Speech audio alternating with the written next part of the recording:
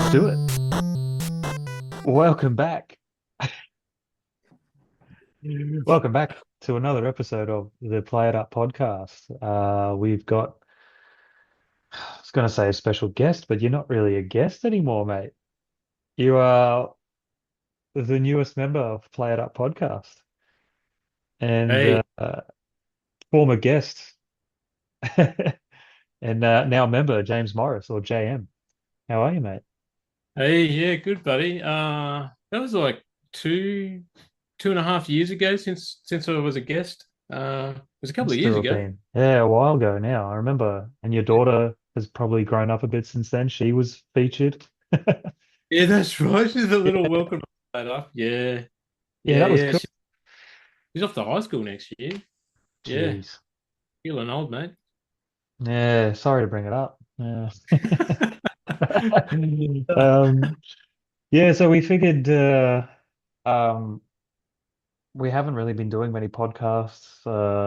Dennis, Mike, and Neil, they're always like quite busy. They got other stuff going on. And I had not been that motivated, I guess, getting people together, but um you're one of the most organized and disciplined people I know, so I think we can definitely get some more regular episodes out with your help. Yeah, And cheers.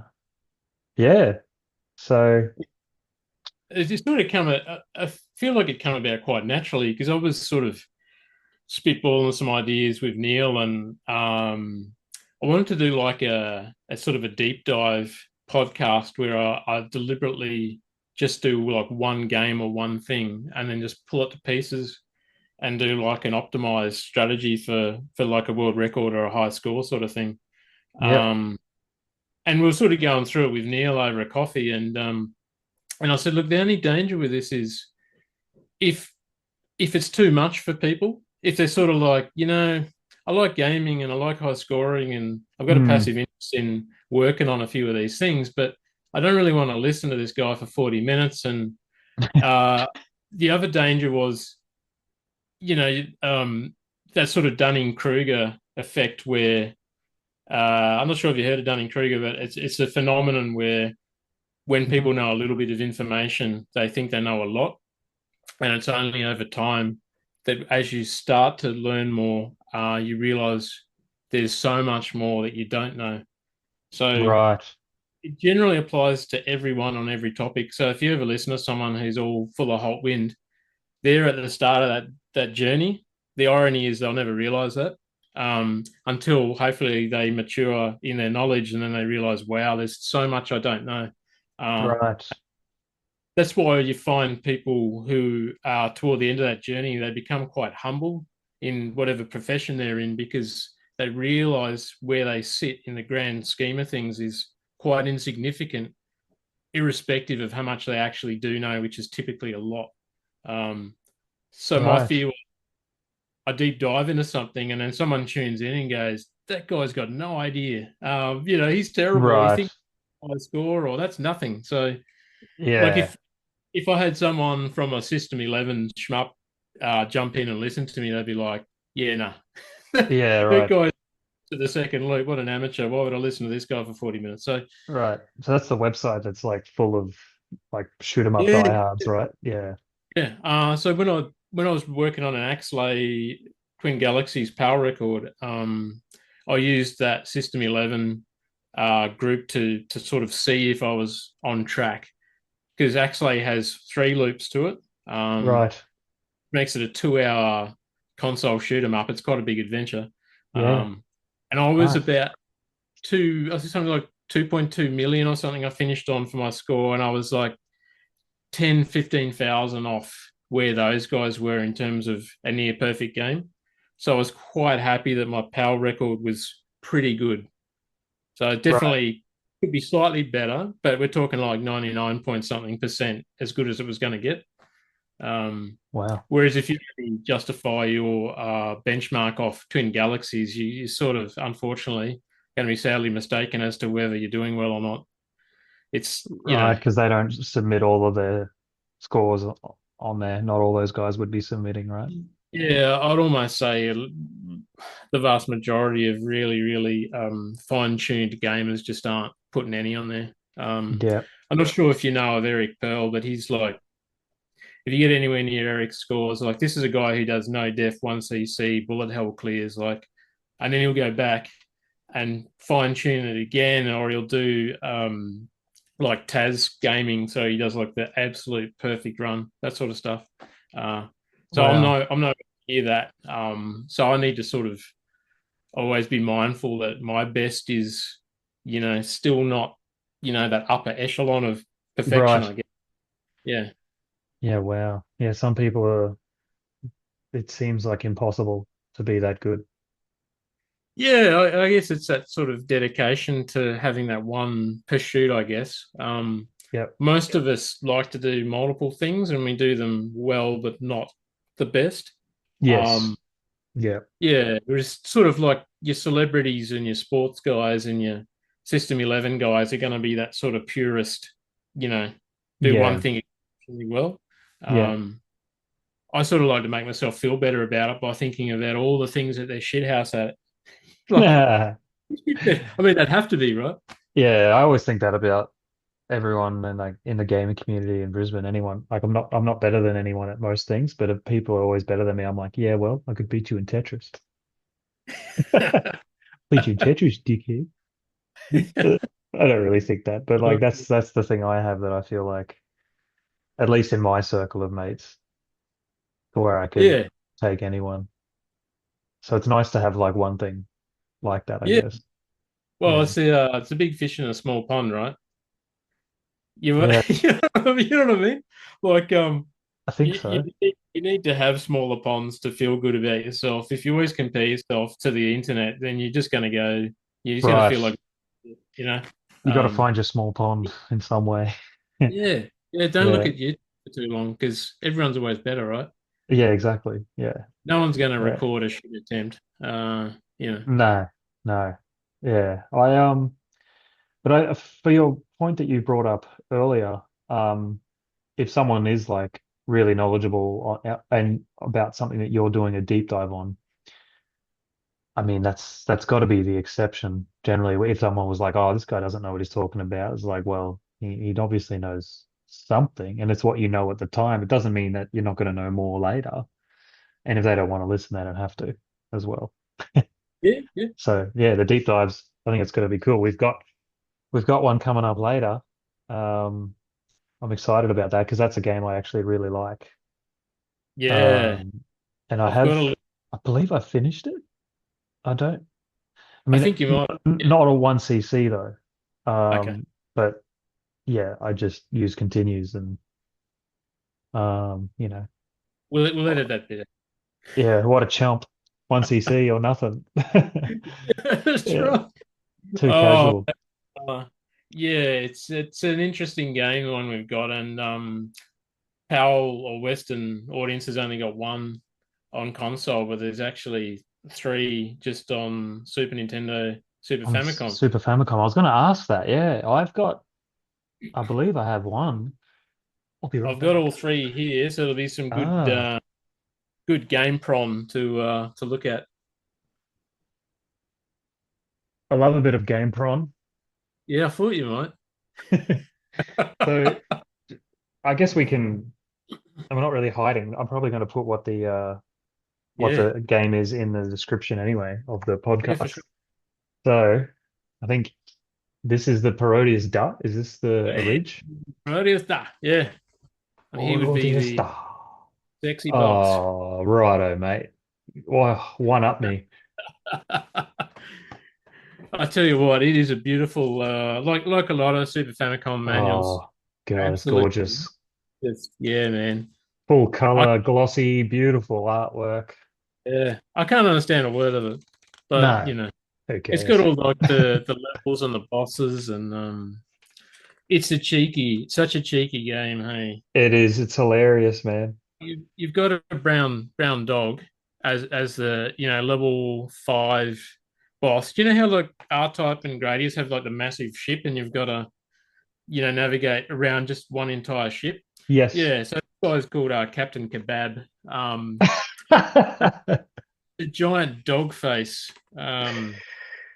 And when you get past him, the boss is this Captain Kebab. yeah, the boss is this weird looking chick, big long ears, and she shoots out these massive foot long Easter Island heads out of her mouth.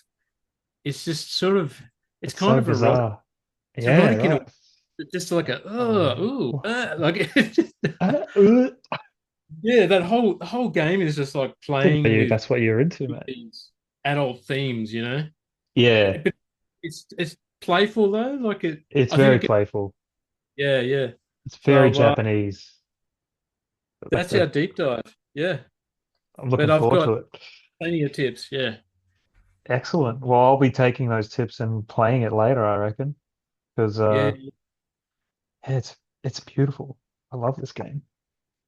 yeah. They nailed it, man. That was a golden era Konami. Oh yeah. Yeah, they're not really doing anything like that these days, are they? No. No, lots of reboots, and they're just a bit tired, I think. Hmm.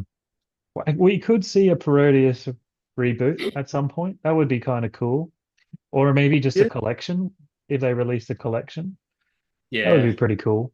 That would go off, I reckon, because it's got a bit of a cult following.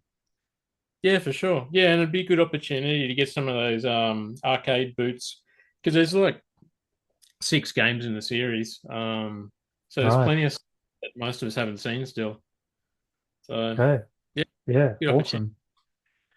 Yeah. Well, maybe we should do like a quick little intro to yourself. I could ask you a couple questions and then we can get on with the run sheet sort of Yeah, yeah, for sure. format that we've got going. You've probably answered some of these in the last episode, but in case anyone isn't familiar, I guess what would be your a few of your favorite consoles? Definitely SNES. Yeah. Yeah, that was the first console we ever got. We were saving up to get a Sega, and it was like the dividing of the, like the sliding doors moment where, like James A got the Sega, and Yeah. then the B version went Nintendo, and look, I think it only just sort of came out, and my old man just surprised us all and bought Wow. it. I think it was like Christmas '92, I think.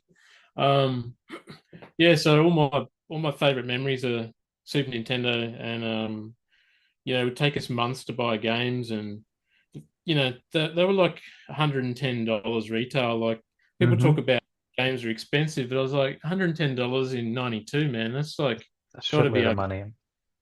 Yeah, Oh yeah, shitload of money. And they're still yeah. cheap. They're cheaper than that now for most of them. Yeah, yeah. And then definitely PlayStation 2. I think that PS1 was like this kind of I think it was like 96 that came out, something like that. I think I so. felt like that was kind of like an experimental era of 3D rendering and polygons and all that stuff. And it just kind Mm, of looked a little grainy and a little bit shit. yeah, Um, yeah, I like, don't get agree. me wrong, like I got like I'm a fan of PS1. I got kind of like this nice little sort of row Mm, going of all the classics. that's hot. It just never really felt right. And then PS2 came out, and it was just like they had, that 5 years or so to just get it right. And Mm, you sort of had Xbox competing for that same space. And I actually bought an Xbox before a PS2, and I literally played it for about 2 weeks. I was like, just something not fun about this Xbox. It might have been right. the controller, the format, or something. It felt like a really nasty, cheap PC. Did you have Um, the big Duke controller? That was all that they had at yeah, first, I think. yeah. Oh, the hand cramp, man. Yeah, that thing was And from the huge. games. Um, yeah, but the PS2 though, right from the get go, I think they nailed that feeling of fun. Like Yeah. it just sort of they already had the developers and the groundwork they put into PS1, and everything was just better. Mm. And the library was better. They had exclusive games. I'm pretty sure like games like God of War was exclusive. Final Fantasy, I think. At the I'm time, not it sure. was, I think, Yeah, Final Fantasy 6 and 7, I think, were exclusive. yeah. So yeah, it just felt like a really good console. And as far as I'm aware, PS2 is the highest selling console of all time. So it wasn't just Mm, me. Like like the whole world was like, this is the pinnacle of console gaming at that point in time. right. Oh, the exclusives. Sorry, the Final Fantasy on PS2 would have been, I don't know. X through to 12 would have been Okay. that. Yeah. So six, Uh, 7, 8, 9 was on PS1, I think. Or maybe just yeah, 7, yeah, 8, 9. Yeah, okay. yeah, Yeah, you're yeah, more of a RPG guy than me, so please pull me up. yeah, yeah. I've always turned into an RPG collector. Like, I love playing them, but when you're short on time and you play like one RPG and you lose 4 months and you're like, oh man, Yeah, yeah. I've got like so many games to get through. Um, but yeah, Yeah, and then sort of, I feel like console gaming kind of died a little bit around. Like, I wasn't a fan of PS3. Like, I just felt like it looked better, but it just didn't have the substance behind it. right. And it could have even been a cosmetic thing because it just looked like an ugly console. Like, it just felt like the whole thing just could have been so Mm, much better. And yeah, then it's only recently I just only bought like a PS5 the other month, and it's the first time for 15 years that I think Sony are back on track. yeah, Um, right. Okay. the catalog of games is phenomenal. Like, we're seeing a lot of Soulsborne games coming in. There's a lot of Korean developer titles coming out. Like, I've played like three, or have three Korean games I've purchased in a row. Not Crazy. deliberately, but they just all happen to be Korean developers. Yeah, Um, right. yeah.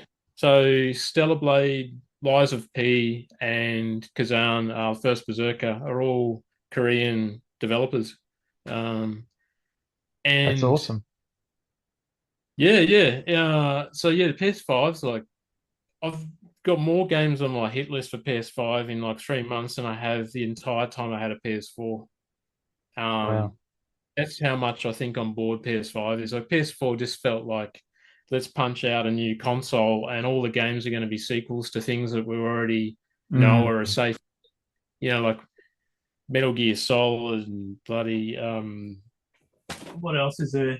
All your Final Fantasies, your Far Cries, all that stuff. yeah, I can't think of many like original series that came out on the Yeah. PS4, especially not exclusives, but maybe Bloodborne, I there are guess. some. Bloodborne would be it for me. Like, Oh and that yeah. was, that was cool. I think that was 2015 that came out, and um, yeah, my favorite game of all time. But there's just not a lot of titles in that collective Mm, PS era that I feel, you know what I mean? Like, they're good yeah. games, but not memorable games. A lot of them, they're just kind of like killing time sort of games. Yeah. Yeah, okay. Fair enough. Yeah, I don't know. I've got a lot of games on the PS3 and PS4. But I got back into gaming a lot when I got a PS3. I bought like a Sony Bravia flat screen and it came with a PS3 as a bonus. Yeah, yeah, yeah, The PS3 Slim, which I think is a gorgeous looking console. The original PS3, I thought, nah, didn't really do it for me. But the Slim I like. Um, yeah, I haven't really thought about. I do feel like there's something more special feeling about the PS2 for some reason. yeah, I don't know what it is, but it's got a certain, I don't know, a certain charm to it where the graphics are like you said, like not as primitive as the PS1. They look really impressive, but they're also not like so polished that you can just like rely on graphics. There's a lot of substance to the games. Maybe that has something to do with it. I don't know. yeah, Yeah, but okay, so PS2 and Super Nintendo are probably your two favorite consoles, and now PS5, maybe. yeah, yeah, Yeah, yeah. yeah, right. I know you love the arcade games. You've got a few world records under your belt. Do you know how many world records you have across arcade and or just gaming in Uh, general? yeah, I think seven or eight arcade, and then 20, I think 23 or 24 Super Nintendo. Um, but That's awesome. I use that world record word with caution, because, or that term, because Mm, yeah, as we said earlier, like, it's only as good as the people competing on that platform, and Yeah. there's only a few of them I feel are genuinely close to unbeatable. Where I've either maxed out a game entirely, like Cybernator on Super Nintendo. As far as Mm. I'm aware, I've killed every single thing in that game, and there's no respawn. Um, and it's like a one life game. So if you die, like that's it. There's no second life or anything. So you've got to do the Wow. whole thing. So you've And killed everything and you didn't lose your life, and but there yeah, seems to be no way anyone could beat it. yeah. Well, the NTSC record was only like 1,000 points less, and when I did like a couple of practice runs, and I seemed to get a higher score, and I was like, right, he must have missed something. And there is Mm. one level where maybe two levels where there's like a path delineation, and sometimes you can't go back. Well, quite often you can't go back in those levels. So it's possible whoever has that score just missed blowing up one little thing like a stationary object or a reactor or something like that in the game.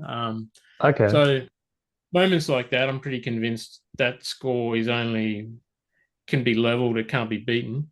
And games like Aliens on arcade, I did the Deathless double loop for Wow. that. The only way to beat that would be to like effectively leech outside of the rules of Twin Galaxies. Um, Right. so I had to be consciously aware when I set that record not to do that because I discovered a minor exploit with that game. Um, but when I was filming it and doing the world record day at the arcade, like I had to keep moving forward. Like there is a way of kind of resetting counters, but I didn't want to do that because it would risk, you Yeah. know, putting a comment on Twin A Galaxies and dispute. it's like wasted, for the sake of 200 points or whatever. So yeah, Yeah. Yeah, those um, I don't know if that rule on Twin Galaxies is like it's a bit of a gray area, isn't it? It's like you can't well, leech, but it's like not within the well, spirit of the game. If effectively, if there's a timer, then you're sweet. You can yeah, leech as you like. But if you get bonus lives based on score and you can accumulate at bonus a higher rate, lives in, or there's a timer, you can point press as much as you want unless you're accruing lives at a higher rate than you're going you're to lose losing. them. Yeah. Yeah, so there's that, and there's something else. There's some other variable in there. I think anything that essentially breaks the game, Mm, or if it's a version of the game or that you have that enables something that other versions can't do.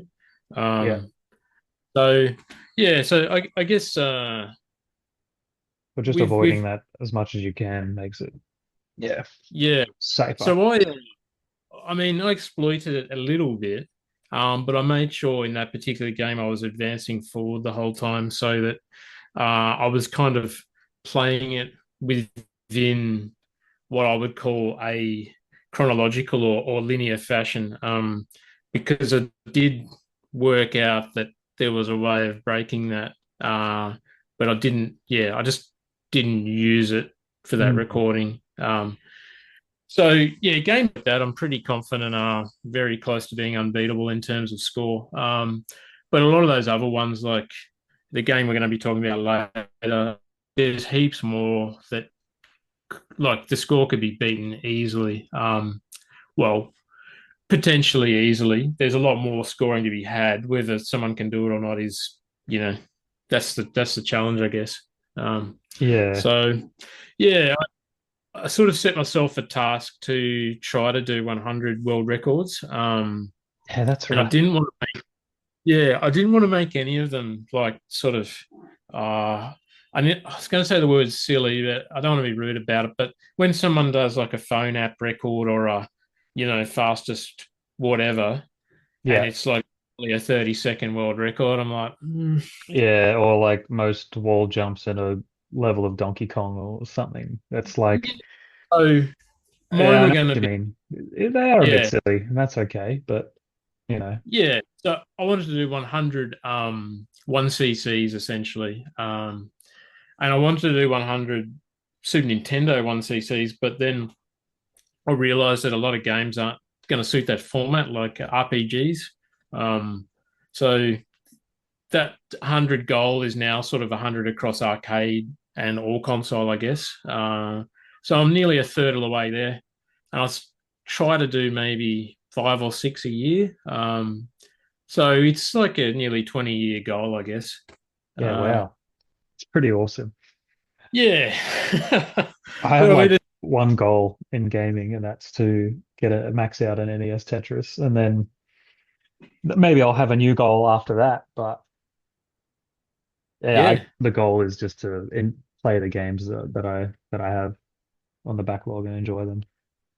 Yeah, Yeah, yeah. Well, that's the balance, isn't it? I mean, yeah, because it kind of destroys them a little bit when you nut them all out to the point of breaking it mm, into,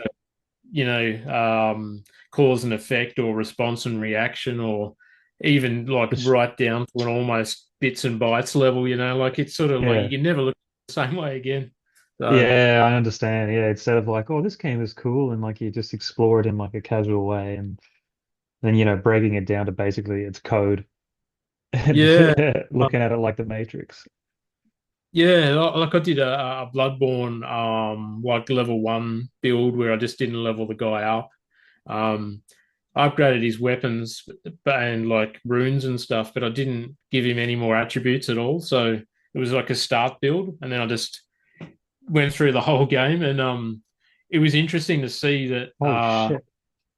Like it's funny because the first boss was scarier than the last boss because I was sort of like, man, am I going to be able to do this? Like, Right. because pretty much the whole game is like a 1 or 2 hit death. Like, so it's like playing an arcade game, but in a Soulsborne context. It's really unusual. That's So awesome. yeah, you run in, and I like that threaded cane weapon in that game. So it's like a walking stick that you can segment into. It's kind of like Ivy's whip from Soul Edge or Soul Calibur.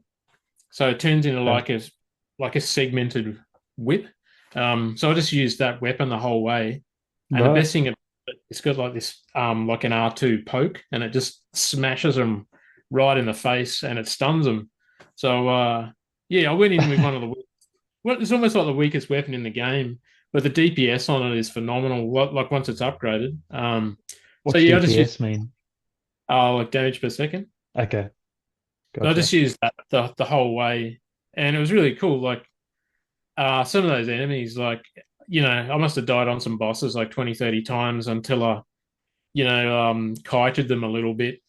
Like I love Mm. using like obstacles in the boss arena to like try and confuse them. Uh, So I'll just be like running around the pole, like giving them a couple of nasties and then running back again. Yeah, get that in you. you get that, Um, you dog.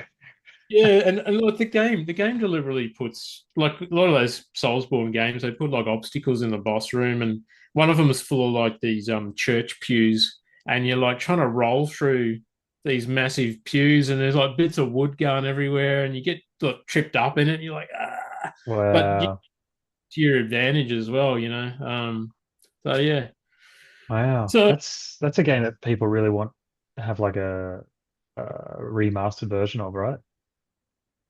yeah, yeah, and I mean, to be fair, I kind of like it how it is. Like, there's a risk Okay. of stuff up.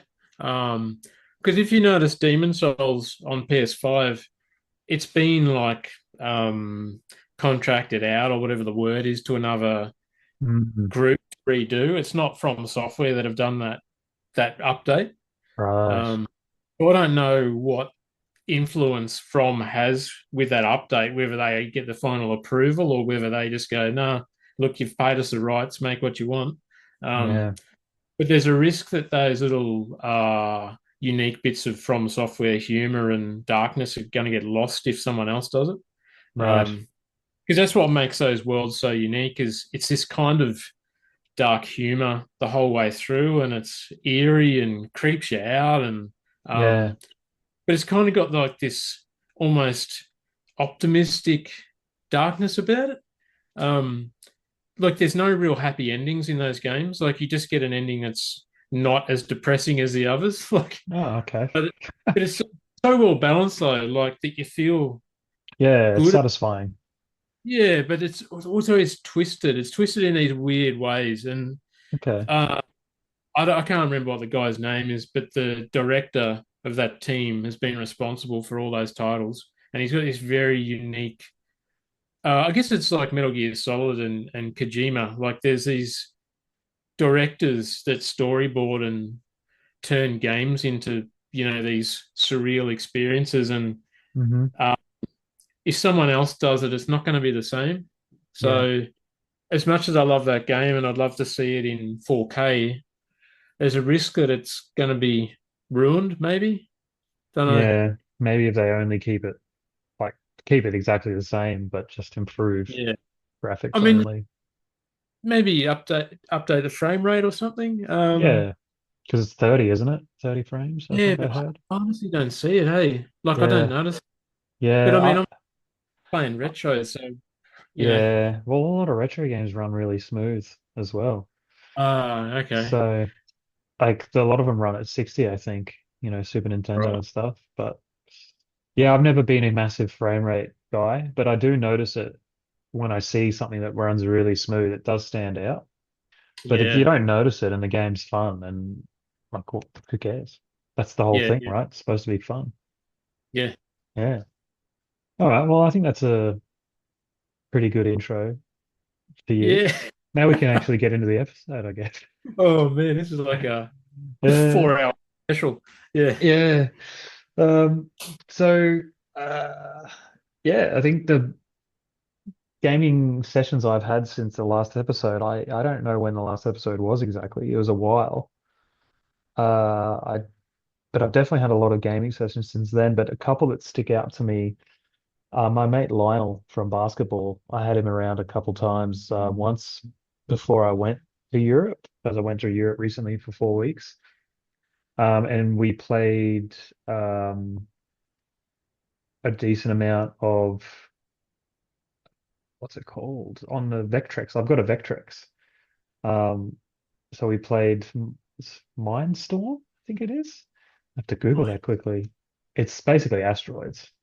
We played Oh, that right. and like just versed each other for high score.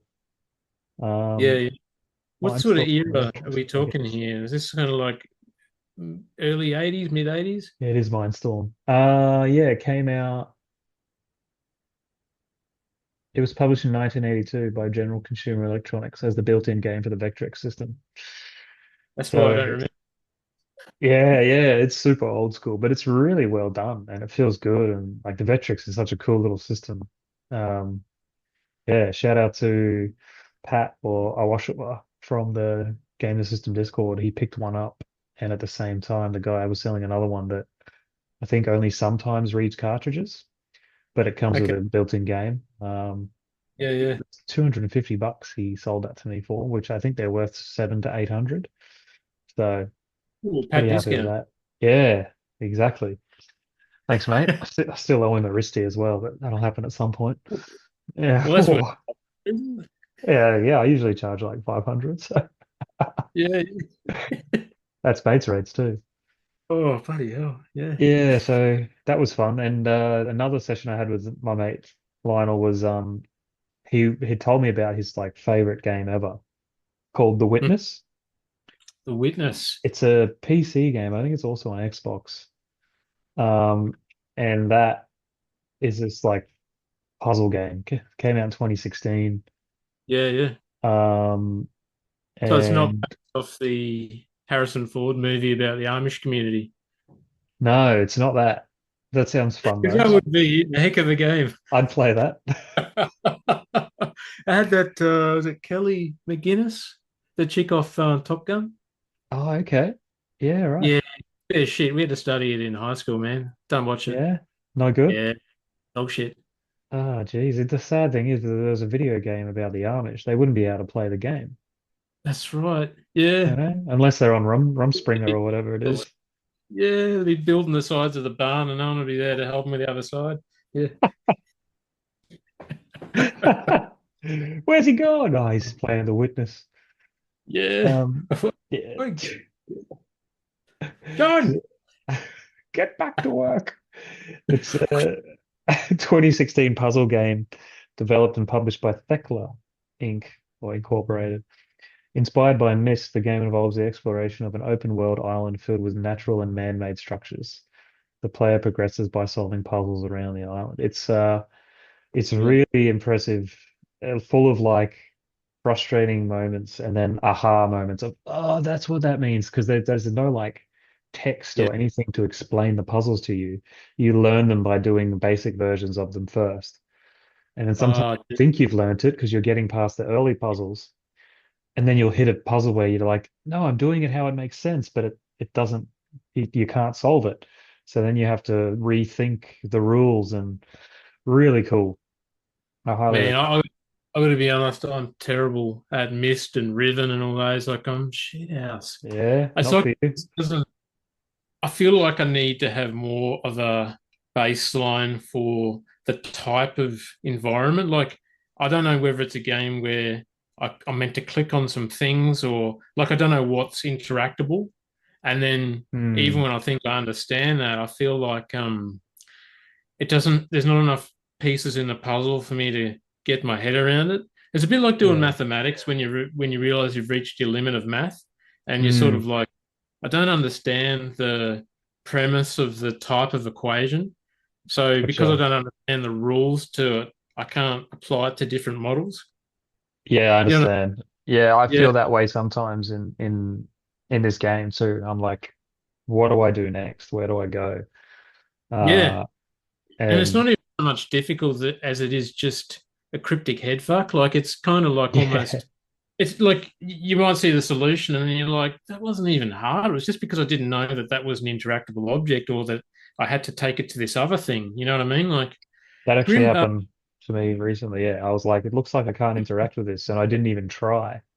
But it was a puzzle, and because all the other puzzles they light up a bit or something when you go to interact with it, and this one didn't. So I thought, oh, okay, well, I'm not ready yet for this puzzle. Like I'm not allowed to access it yet. But then I looked it up, and person like the video showed the guy just walking up to it and actually trying the puzzle, and I thought, oh, okay, I should have just tried it. that's like So yeah, Grim Fandango is probably the last puzzle click adventure I played. You remember that one? I know the name. Yeah, he's like I think he's sort of in between the living and the dead, and he's sort of reincarnated during the Spirit of the Dead festival in South Oh yeah, America. Mexico, I think. Yeah, and it's a beautiful game, and it's highly acclaimed. I always got stuck. His name's Manny Calavera, I think. Hmm. Always got stuck like really early in the game, and then one of the few times I got out of those first few hours, it's the most bizarre, like abstract backdrops. Like there's this really weird scene where there's like this sort of like a spray paint montage in the background, and it's all kind of like weird shapes, and it's a really cool game. It's one of those Lucas Arts Hmm. um, these games, yeah. And I bought it on PC back in the day, and something happened to one of the discs, like it cracked or something, and then I downloaded it on PS4 and played it with my missus, and we got through it, but I almost felt like I would have liked it if it was a little easier because I'm Mm. sort of you got a series of things in your inventory, and then you're going around doing all the dialogue options all the time. And you're like, what am I doing? Like, and it Yeah. eventually starts to get easier, but then you end up coming back to the start area again, and all these cool little trap doors open up, and there's like a resistance movement, and all this cool stuff happens. Mm. Um, so level design is impeccable. It's just sometimes I feel like it's for an audience that I'm not part of. Like I'm struggling with it. You know what I mean? So Yeah, I know feeling lost in games, not knowing where to go is very frustrating. I don't like that. yeah. It can be satisfying once you figure it out, but yeah, just getting given enough information, it's probably a tough sweet spot to hit in those kind of Hmm. games because everyone has different levels of thinking and different ways of thinking. Yep. Yeah. But yeah, that was. what sticks out to me lately. Obviously, we had BPAC not long ago. That was awesome. So many good events. The Mario Kart, GoldenEye, speed running, Australian Classic Console Championships, so ACCC. That was all the console stuff, I think. I don't think I'm leaving anything out. And then we had um, the there was also the speedrunning event on the Monday, the day after, like a showcase of Ghosts and Goblins on the Mega Drive. That was with Mark and Ryan and Oh, hell. a couple other Yeah. people. Apparently, that was pretty awesome. We're probably going to Yeah. do an episode about that and invite some people from BPAC on just to do a roundup. We've done that like every year. It's Yeah. going to be a little bit late this time, but we'll do it. Um, and all the arcade events was awesome too there with the Brisbane Arcade Open and then the Class of 81 with Miss Pac-Man, Frogger, Donkey Kong was part of it. The Donkey Kong Level 3, no, Donkey Kong Level 3 was part of it. And then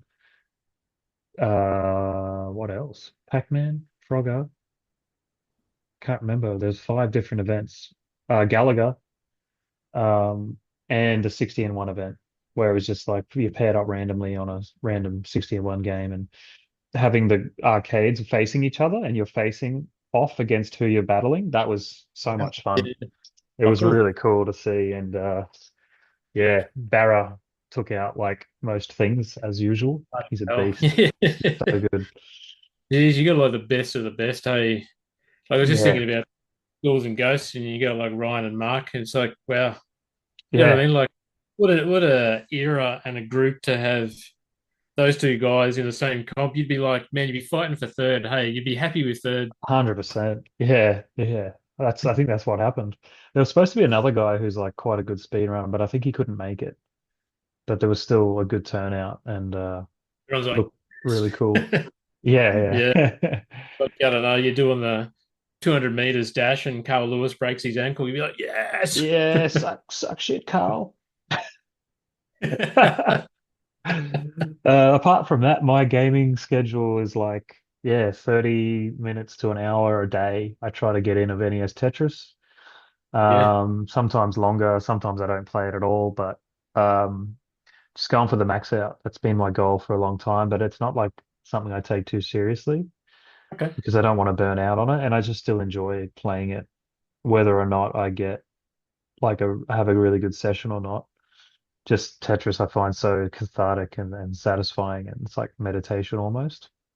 And there's times where I get annoyed at myself, but uh, yeah, I watch competitive Tetris, try to learn as well, Yeah, different things to maximize efficiency and good stacking and different tactics you can use to burn lines efficiently. So yeah, that's pretty much it. And if I have more time in the day, then I'll play something else that I've been playing at the moment, which we'll talk about next. yeah.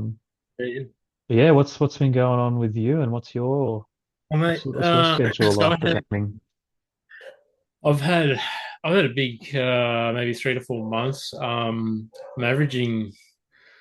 You know what? I thought it was 15 to 20 hours, but it's probably closer to 20 plus hours a week, which seems like a lot, and it kind of is. So I had jaw surgery It's a not few months enough. ago. I had jaw Sorry. surgery to bring my jaw forward, and the recovery for that wasn't too bad, but it was a few weeks at home, and so I knew that that surgery was coming up, so I bought a new TV and a PS5, and I already had this list of games I wanted to hit, so I just hit the ground running. Hey, like so started off, had to get Demon Souls first. Best developer in the world, hands down, as far as I'm concerned. So yeah, smashed out Demon Souls. Because it's sort of this game, this group Blue Point, they sort of made some minor changes, but they also included some unique trophies that weren't in the original Oh, cool. or the remaster. Oh, sorry, this was the remaster. I was getting confused with Dark Souls then. But some of the trophies were kind of shit. Like, Mm. I had to know about them before you got to the boss or whatever. Otherwise, you got to do a new game plus just to Oh, try I hate that. and the game. I'm not on PlayStation Plus either, so that game constantly saves, and I can't reload a save state variant. So if I stuff a boss up and kill it without doing the trophy Mm. export, then I'd have to do a whole new playthrough. So I finished it, and I was going to try and platinum the game, but after I saw all the silly things you had to do, I was like, I'm not going to spoil it. So that was Hmm. 30, about 30 hours, I think. Okay, nice. Yeah, so it was very enjoyable. Maybe took me about a week and a bit, or Okay. almost a week exactly, I think. Right. Can I just interject quickly?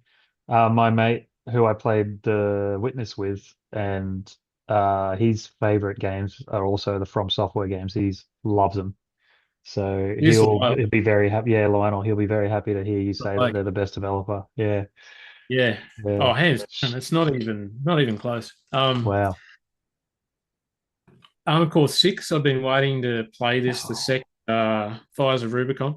It is, I'm telling you, AAA all the way. Oh, wow. Um, you could go in not having done any Armored Core or mech games and have the best time with this. It's got the savageness of a From Software game. It's got the sort of burning undercurrent of um, things happening underneath, like, and then it gives you this option because you play as a mercenary, doing jobs for these two major corporations who are trying to mine a natural resource out of a planet. um, Mm. and then you discover there's a third entity, and I don't really want to spoil it, but there's a third entity. uh, and they've made it so you have to do three playthroughs, which actually seems like a lot, but depending on how you play it, it's not terrible. And they throw in extra content and story and new missions all the way through all three playthroughs.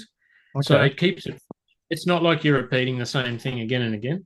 Yeah, yeah. Um, and you can customize the mechs however you like it. Like I just had this massive tank track base, these two twin machine guns, and then two massive rockets on the top. And you just like this absolute demolition machine. Um, cool bosses. You'd be like doing two bosses at once, sort of thing, like the typical From Software. They just overwhelm you with two Yeah. gun pilots, and you're like trying to keep them in parallel, so you're not having two separate streams of fire. So Sounds really, awesome. the end bosses are quite challenging. You have to make sort of morality decisions in the game as well. So yeah, I really enjoyed it. That was about 60 hours. Didn't quite platinum it because you needed to do like an S rating for every single mission, and I was like, oh, that's probably going to kill the fun. Yeah. Um, So yeah, that was a good. That was a good time. That was maybe about 2.5 weeks. So I was nearly Nice. off my surgery by then, like my sick leave. Yep. Um, and then I've been waiting to get this the whole time. Black Myth Wukong, um, heck of a game. So Chinese developer, Yep. Game Science, I believe they're called. Yep. Uh, man, I'm telling you, they got that From Software model and just went, we're going to make it bigger in every single area. There's like 170 unique enemies in it. There's like Wow. 60 bosses in it. Um, it's massive. Like all the Wow. costumes, the unique drops, and the stuff you got to do, and the unlocks, and the. It's a huge game, eh? Sounds awesome. Value for money. Yeah, so that took me 90 hours and I got the platinum trophy. I did have to look up some of the stuff. It's just such a massive game world that I'd still be playing it now, trying to do it without looking anything up. It's just so Right. abstract. Like you get like one random drop from one random enemy, and that's the only enemy that'll produce that item if you want to platinum it. And So how it's could you kind of know like, that? Like, yeah. So I spent like 40 minutes trying to get this random drop to happen, eh? I just kept going back to the load point and just doing it again and again. I was like, come on. oh man, you must be thinking at some point, like, is it ever going to happen? Yeah, I was close to giving up, but I'm glad I stuck through it. Yeah, nice. But then Stellar Blade. Yeah, Yes. Stellar Blade is a very difficult game to give a rating to. I did struggle with it initially, Okay. and I went from what I thought was definitely a 9 out of 10 game to I would call this like an 8.5. Okay. So definitely worth getting in your library. Is it in a top 10 for me? Definitely not. Uh, I feel like there was a handful of little quality of life updates that really should have been patched. And some of the things that annoyed me about it were so fixable. Right. But I don't know. Look, don't get me wrong. It's an absolute. I nearly said a stellar game, but it's an unbelievable game. But to get the platinum in that, it kind of breaks it, and I kind of almost regret doing that. Getting that platinum Right. trophy. Kind of Um, ruined it for you. yeah. So I mean, definitely, if you haven't played it, give it a lash. Yeah. Um, it's interesting. It's kind of like open world meets linear. It's like you alternate in these big areas Yeah. between a no map linear run and then a massive open world run with a map, and it shows you where your objective is. It actually pinpoints where you got to go to. I think because the game world in those open ones are so big, you'd just be running around just getting frustrated. Yeah. Really cool level up system. It's kind of like Final Fantasy X with a sphere grid system. Really well done. Okay. Maybe a little too easy. I found it was a bit too easy.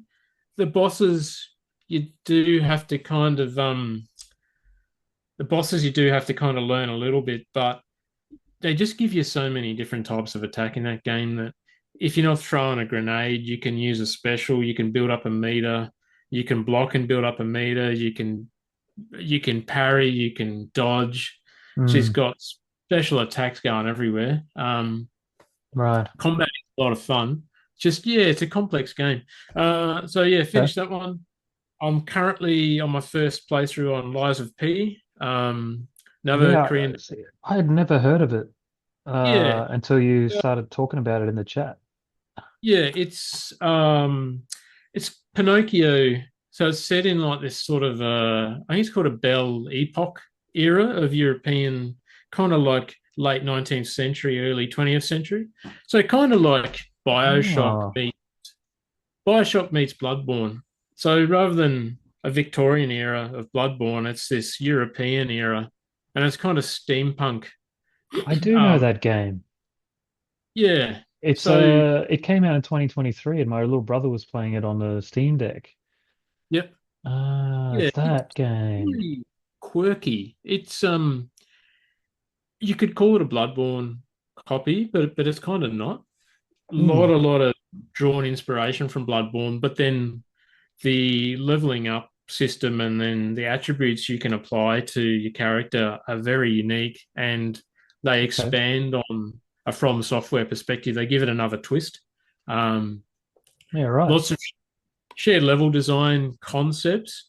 Nearly the whole game, just like Bloodborne, is a case of finding the door shortcut so you don't have to redo the whole level when you die. Um, Okay. So it's like these maze maps, and then you'll go, "Oh, what's this ladder do?" And then right at the end, you unlock the ladder, and it takes you right back to the start, and you're like, "Ah, that's what it's there for." Um, you get Right. some little quests along the way, heaps of cool weapons. Ironically, I don't really use any of the weapons. I just use the same weapon the whole time. Um, I always I do that. I don't know I do why. that in games when I'm like when I get used to a weapon, I'm like, well, I'm enjoying it. I'm just going to keep going. Yeah, I'm just using like his stock. He's got like a rapier. When you choose the sort of basic Mm. builds, I typically choose like a dexterity build. So it's you get scaling in technique. So I'm using like his default rapier, and this thing's like a +9 now, and it's just like bam, smashing them in the chops really quick. Right, the Um, chops. yeah, some of these other weapons are like, you're waving them around your head and stuff, and heaps bigger damage. But that rapier is just like poke fest, man. It's just like smashing them. Oh, Yeah. Neil's mum. Yeah, you can like blitz most enemies pretty quick. Yeah, it's a lot of fun. So that's kind of where I'm at now. Arcade Nice. wise, I'm doing some Gigawing arcade wars for One Up Arcade. Yes, Gigawing's a lot I of got to get in fun. there. Yeah, Gigawing's quite complicated. It's a bullet hell with a lot of strategy behind it.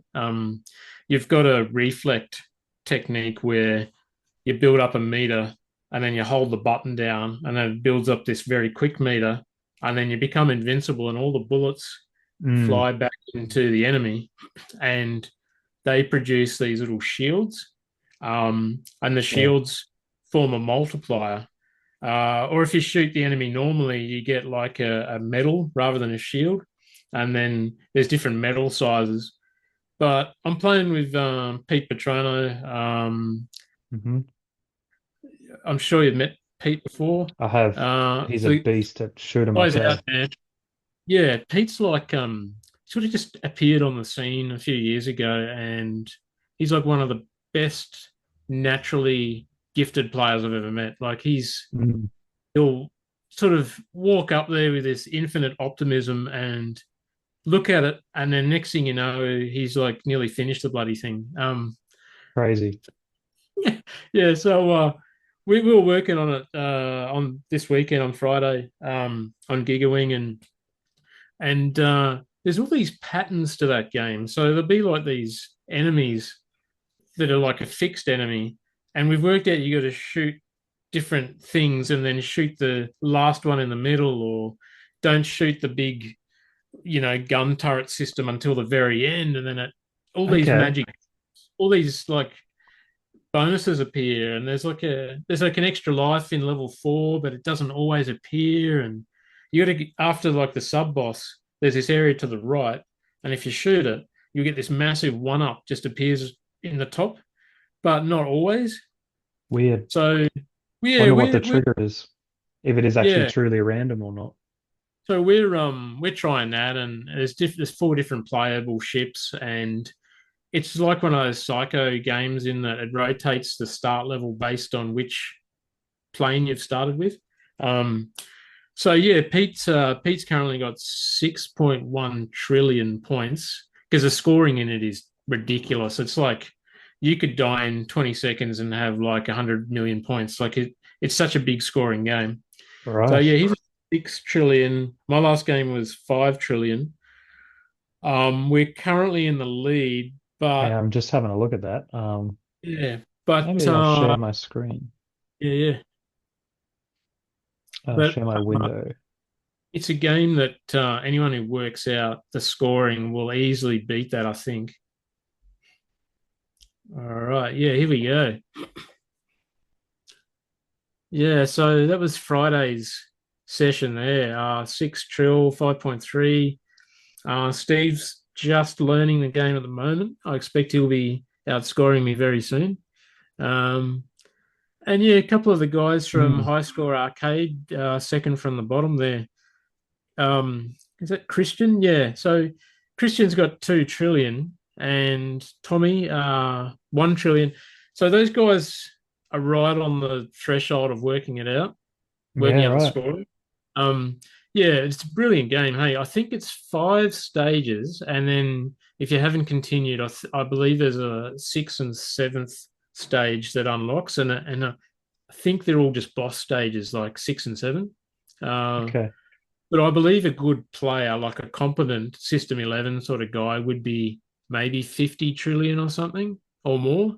Is that Um, that is trillion, isn't it? Yeah, because this would be 17 yeah. billion So the down there. scoring's Right. scoring's weird because it color codes the numbers, but in groups of 4, not in groups of 3 for some reason. So it doesn't follow numbering convention. Weird. Uh, but when you're playing, you've got 8 figures or 8 numbers in blue, and then you have a bank of 4 in gold, and then the trillion is in red. That's the easy way to sort of see where you are. Okay. But yeah, brilliant game, hey. So yeah, I've Very been cool. playing that up. Played a little bit of Hyper Duel, which is a pretty cool horizontal scrolling shooter. And my ongoing quest to 1cc NAM 75 on Neo Geo. I can get up to the last boss, last round of the last boss because he has several phases and can't quite finish it yet. Right. Is that the score there, your current PB, 722K? Can you see that? Well, only my PB on Coin Up Wars. My world record is 819,000. Okay. I think if you were really good, you could maybe get 1 million. It's 100,000 for beating the last boss. NAM 75 is weird because you've got bonus bosses in between the normal end of stage boss. I still don't know the exact trigger to get the bonus bosses, but typically speaking, not dying will give you a higher chance of it happening. Okay. And not using special bombs seems to also do that as well. Because you get special grenades that like blow the whole screen. But Right. yeah, I'm sort of just chipping away at it, I guess. So I've been sort of working on NAM for maybe 5 years now, on and off. Okay. It'll happen. It'll happen one day, I guess. Oh But yeah. yeah, I'm sure you'll so make it happen, mate. yeah, so well, yeah, pretty busy gaming roster, I guess. I typically only do like one console game at a time, and then maybe a couple of arcade games. I just sort of rotate around them. I don't like Yep. to play too much diversity at once though, because it's very hard to complete something properly if you're trying to learn different strategies for different types of game, if that makes sense. Yeah. Um, Yeah, it's nice to focus on just a couple different things. That's what I try to do. yeah, But then I watch YouTube videos of like gaming channels and I see this awesome new either homebrew or just game that I never heard of and I just want to try it. So I'll try it out as well. Arcade Wars, yeah, this month is Gigawing and we're currently winning or one up. Not we, because I haven't done it yet. And then I was looking at Coin Op Wars and you yeah, are sitting in second behind that's Pete, isn't it? yeah. Wild Arms. That's Pete. Yeah, 10,000. What a He's a weapon. man, crazy. You guys are Yeah, way ahead of even Stephen, who owns the joint. I mean, he's busy, but still. yeah, So one up is the top 8 players, and then Tempest eight's in there, and then John McNeil, and then me. yeah. And Oh, I'm going to try to crack the top 10. That'll be my goal. And yeah, then yeah, then I don't know, maybe top 3 at some point. We'll see. Would be yeah, cool. yeah. MSW is coming up though. Mark's in every week, so yeah, Right. you're gonna have to get the whip out. Well, what scores of his can I beat? Hey, let's have a look. He's pretty good. He's Yeah. very Mark's very systematic. Like he'll definitely pull apart a game and work out, what he needs to do to break it. Yep. Yeah. That So he's must be got a mistake though. 1cc on Donkey Kong with 113,000.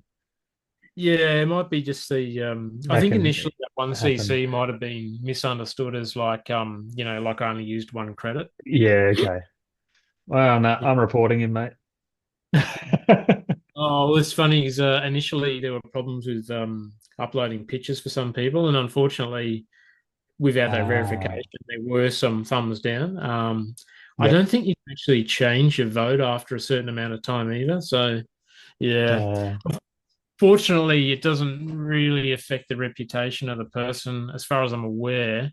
I think you've got to okay. be, like all thumbs down for it to have a dire consequence on Right. your score or something. Yeah. Okay. Yeah, I'm Uh, sure he wouldn't have done it on purpose because you're not no. fooling anyone with that anyway, and he would know that, I'm sure. But Yeah. that's actually Yeah. a good score. 113,000 on Donkey Kong is Yep. way better than average. Yeah. Uh, You got some bangers in there. Golden Axe. I see he's done a yeah, no there. Um, yeah. yeah, he's working on Metal Slug 2 at the moment. Uh, just Oh trying to yeah. find all those extra prisoners in that game. That's where the big points are. Yeah, they are for sure. Yeah, get onto Yeah. oneuparcade.com.au Coin Op Wars, folks. If you're wanting to partake, and you can do it from home, you can do it from your arcade, you get more points if you do it in an arcade. It's great fun, and it's even if you just want to track your own scores, it's good for that. I love it. Yeah, I yeah. put up a score on Mega Twins, playing Oh, that at yeah. home because that's Game the System Game of the Month this month. It's Chicky Chicky Uh-huh. Boys. Chicky Chicky Chicky Chicky Boys. It's quite a fun game. Little Capcom action platformer. Yep. I'm coming second in that to Oshawa. Owa Pat. Uh-huh. He's got Man of Many Names. Yeah, yeah. Good old He's a player, Pat beast. is. Oh man, he's a Yeah, beast. when he dials in, it's like bloody hell, you're in for a rough month, you know. Yep. Yeah, he's taking that away, that game of the system game of the So, month. how far do you think you are in Mega Twins, like in terms of progress? I'm not sure how many levels there are in it, but I can get past the second boss. Okay. You're thinking Um, of sort of a 6 level, 7 level sort of. That seems to be not pretty typical. 9 levels apparently. Yeah. 9. So there's a bit to go. Yeah, so you got the first 3 levels and then you've got 4 to 9. You must play through Uh-huh. 6 levels sequentially. So yeah, I don't know if I'll ever get a 1cc on. I just play them for the month, those games, and then Yeah, yeah, if I like them, I might play them later. But yeah, it's just fun competing in the month. yeah, There's another game comp on the Game the System Discord. Check that out too, people, if you want to get involved in some comps. That's a good Discord for chatting all things retro gaming, yeah. or any type of gaming really, but it's focused on retro. Um, Katakis or Katakis, I don't know how to s- pronounce it, but it's this awesome side-scrolling shoot 'em up on the Commodore 64. It's really the only Commodore 64 game I've ever played so far, and it sounds awesome. It looks awesome. It makes me want to get an actual console. Oh, I've got our spreadsheet, mate. Oh no, showing behind the curtain. All the secrets. Oh Yeah. no. Could have been worse. It Um, could have been X on there, but anyway. yeah, I've got a few of those. Uh, uh, yeah, so that's the other one. Yeah, yeah. I'll just stop sharing for now. But yeah, that Katakis is really fun, and that's a great little shoot 'em up. And Katakis. That yeah, sounds that's like a Greek fish and chip shop. it does, doesn't it? I'd go there. Yeah. Hey, What, welcome to Katakis. Katakis? Yeah. It's Some this comp is a got it written here somewhere, I thought. Oh yeah, it's called The Secret Hole, Too Tight to Travel is the name of the comp for this game. So there's Ben Benassik's putting on it's called the South West Sydney September Fest. I don't yeah, right. know that many details about it because I couldn't go. I didn't really look into it. But You, then for the people who you had can't me at make it, you had me at Secret Hole. right? Who doesn't love that? So it's some kind of in-person comp that's happening. Um, and there's a bunch of different games. Just gonna find the games list. And he's got medals done up and yeah, so there'll be prizes for winners and stuff. I'm not sure even where it's going to be held, but I couldn't make it. So the games list is Monkey Ball Beginner Mode, highest score, John Wick Pinball, highest score, Road Rash on Mega Drive, level 2, Pacific Coast Yeah, right. on a Diablo 1000 bike, fastest Oh, time. it's like Yeah. And then the C64, Commodore 64 Katakis, that's going to be in-person comp for that one. They've got the secret hole one for people from home. Mm. Densha Dago Yamanote line. So that's the train sim. Hi. Yep. Arcade mode, 3 stations. Second menu option, green line, 3 stops, blue/easy mode. That'll be probably played on. I'm imagining Ben has the original controller, like train controller and everything. Yeah. Jurassic Park Pinball, Escape Nublar Challenge, Neo Turf Masters, Stroke Germany mode. I was just in Germany. Did you have a stroke? I'm not gonna say if I had a stroke or not though. Yeah. We'll take that as a yes. Mate, I was there for a while. I mean, I'm only human. Uh, R-Type, highest score. Oh, Hero Quest, the best thing about Hero Quest is September Fest. is that R I'm not type? Is sure what it in means. R type one?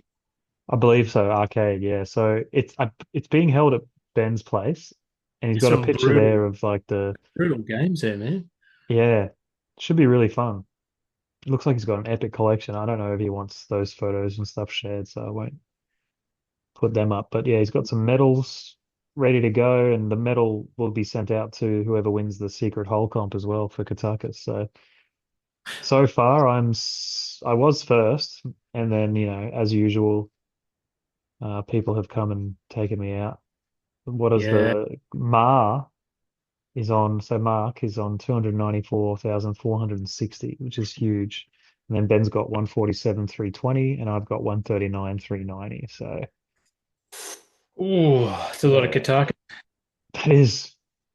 that is it's a fair bit of That's a Katakas. Katakas XL. Yeah.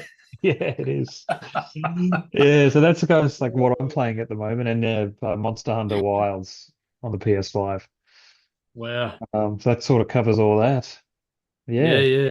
Now we've got what are our next purchases or what we want to play next? I'll Oh, just yeah. I'll rattle mine off. I've got Yakuza 0 on PS4. I've already got that, and that's what I Uh-huh. want to play next. Because I started playing it and then got distracted with other stuff. And Blasphemous on the PS4, that's a Metroidvania, really highly regarded. There's a second one from that too, and I started playing it just to see what it was like when my mate was over, and it's beautiful and it sounds amazing. I'm so excited to play that. Yoshi's Island on the Super Nintendo. I never finished that, but I've finished every other mainline Super Mario game, so that's like kind of the next one. I Oh, haven't finished Mario 64 either, or um, yeah. Sunshine, so I'm sort of working my way through them. Yeah. With Yoshi's Island, I'll be interested to see how Hmm. you go with the bonus levels in each world. Okay. They are very challenging. Okay. Cool. I like So, that. yeah, I was trying to get it perfect in all of them. Get all the coins, you get, the 100. Yeah. And those bonus levels are mind-blowingly frustrating. Yeah. Okay. Enjoy the Interesting. enjoy the challenge. Yeah. I will. Yeah, I'll see. Because I'm pretty good with platformers. That's probably like the thing Yeah. I'm most stubborn about trying to get There's all the coins and everything with.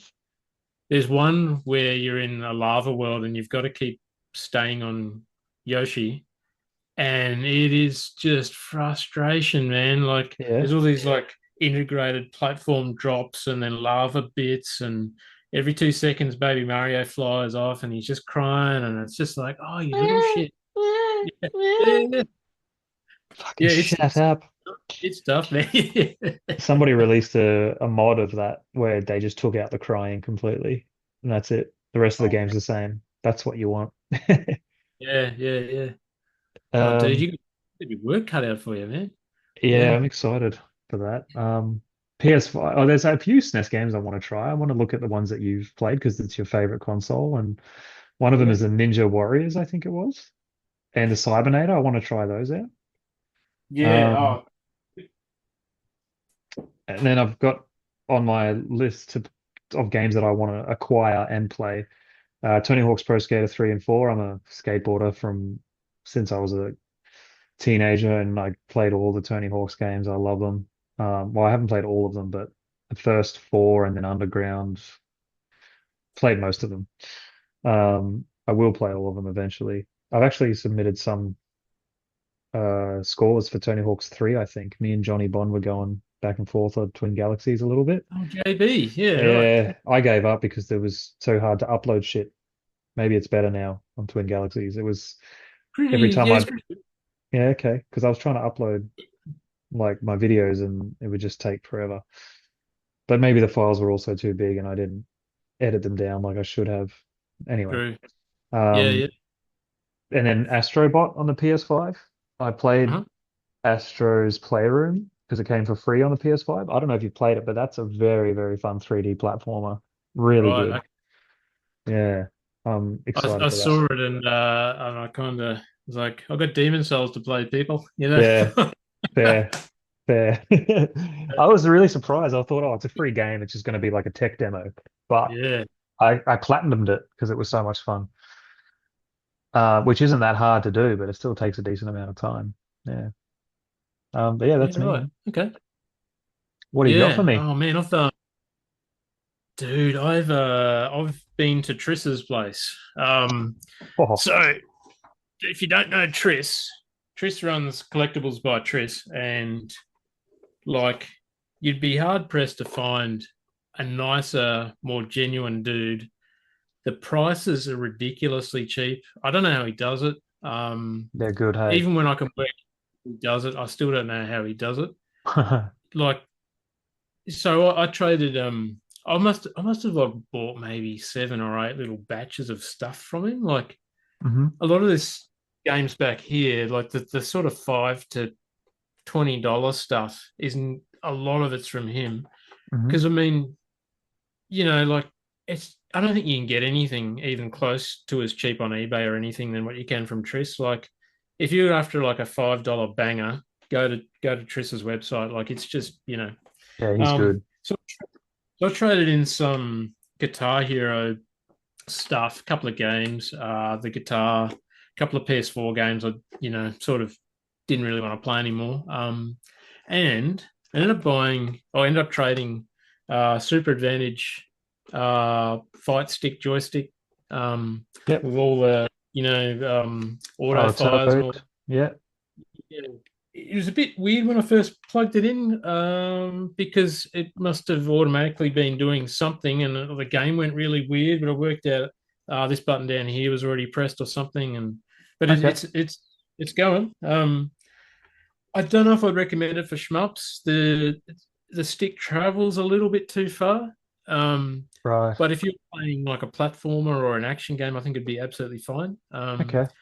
But I just love the novelty of it. Like I saw these over 30 years ago, and I finally got it, and it was like cheap, you Yeah, know. I always thought they looked awesome. I love how they look. Yeah. Well, these were like 120 to $200 for ages, and Wow. I got it for less than half of that from Tris. So banger deal. Okay. I traded P5 Royal, the Steelbook. Yeah, I've got nice. a couple of these now. Hit prediction, these will just skyrocket. Might take a while, but put it this way, look at the prices of P1 to 4. P3 Fess is around $300. What? P4s are around 200. Yeah. So not guaranteed, but it's never going to be as cheap as what I just bought it for. So that's an absolute Wow. banger. What else did I grab from him? I grabbed another PS2 controller because you can never have enough. Um, Tris actually takes the joysticks out and replaces them with brand new ones, That's and nice, eh? still does it cheaper than everyone else. Yeah, I don't know I how do that. Like I'm like, he how does he do it? he could definitely be charging more, hey, but I like that he's not. If as And long you as he's making money, I'm happy. and you would pay more because he's such a nice bloody bloke. Yeah, he is. um, and then I grabbed a Lord of the Rings PS2 game because I just seem to remember it being pretty cool. So, but yeah, all of that Nice. for some stuff I didn't want. So that was a great trip. Then I've been doing a bit of marketplace wheeling and dealing, which is also I feel like marketplace you save a few dollars, but you make up for it in the stuff round factor. Oh, You're big either time.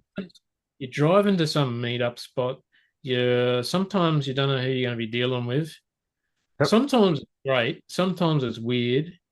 Always it's time consuming. That's the one guarantee. So Octopath Traveler 2. Um, Nice. not not even close to starting it, but I'll get there. The first Berserker, which is another Soulsborne action game. I Okay, think cool. this is based on a series. I think it's called Warrior and Fighter or something. Nah, that's not quite right. I'm Okay. sure someone will pick me up on it, but it's based off a series. Another Korean developer. And while I was at Triss's, well, actually, I got this on Marketplace. Absolute banger. It's the last of the Armored Core on PS2, and it's the fourth, I think, title of Armored Core 3. Armored Core 3 has all these subsequent stories, and this is the last of that whole Armored Core 3 run. Okay. It's reasonably rare in PAL, and it's quite expensive in comparison to everything else. It's sort of Right. like I'd say it's like top 1% in terms of cost for PS2. It's not like Samurai Western, like home loan deposit expensive, um, but it sort of ranges dramatically. Like I paid. This is my second copy of this game. I paid way too much for the first one. I Yep. watched it on eBay. Someone nabbed the last good one, and then the only copy was like just under $600. And I was like, "You can fuck right off with that, eh? That's Oh, ridiculous." yeah. So Fucking oath. I sort of wheeled and dealed a little bit through a seller, and they knocked a few dollars off, but I still paid too much. When this came up, I was like, you know what? I'm going to get two of them at a much cheaper rate for this one, and then leverage my average. Um, Yeah. so this will be my flip copy in 10 years or so, and I'll try and make my money back that way. Sweet. But yeah, it's a heck of a game, brutally difficult. It's probably the hardest Armor Core game they made out of about 12 or 13 titles in the series. Wow. Um, Looks like it's it's in so great shape. Yeah, yeah. Well, these are the sort of games that you find really dedicated people will buy, and Mm. they'll look after them. And like it had the plastic in there, so the guy who whenever you see the plastic in there, they want that disc not to move in transit. That's what they Yes. put. Yeah. So whenever you see that, the seller knows what they're doing. Yes. Yeah, the manual's like literally had a flick through, and then he's like, "I'll just tuck it back in there." Put it back to Um, bed. Yeah, yeah, yeah. So the disc was, immaculate. Although, being the second version I had, I got Triss to give it a little cleanup. So Triss will do disc cleaning as well. Yes. Like a one-stop shop, that guy. Unbelievable. Yeah.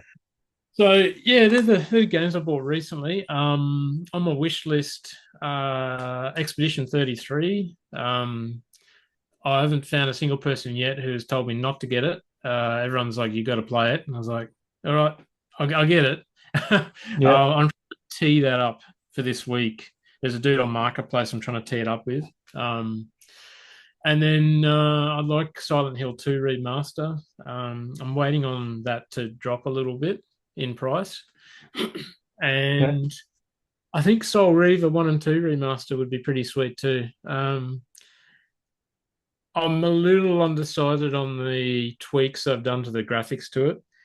Although someone told me there's a rollback mode so you can kind of give it the original, appearance. The Okay. original the original's quite grainy, like Soul Reaver 1 is on PS1 and it's kind of a polygon mess. Mm. Sounds a bit brutal, but it kind of is. Like PS1 and N64, you'll be on a platform and then you'll see the underside of Mario's boot, and you're like, that's not, what I mean? It's Yeah. like the camera is just like, what am I doing? It gets all like cut up in there. Yeah. I know exactly what you mean. Yeah. Yeah. It's So not the best. yeah, so Soul Reaver one's like that. Soul Reaver 2 is on PS2. Brilliant game. I do have it. It's when I find it, it's like a quite a puzzle based game. Where it's sort of like action, but then you get into these big rooms, and it's a bit like that game we were talking about earlier, where it's not so much that the puzzle is hard; it's just that you don't know what's interactable Mm. environment.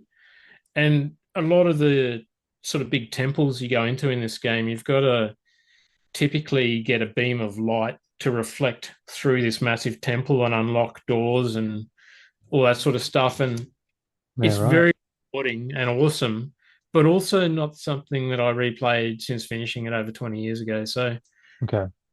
it's, yeah, I think it's mainly just such a good story. The sort of Legacy of Kain story. Mm. There's five games in the series.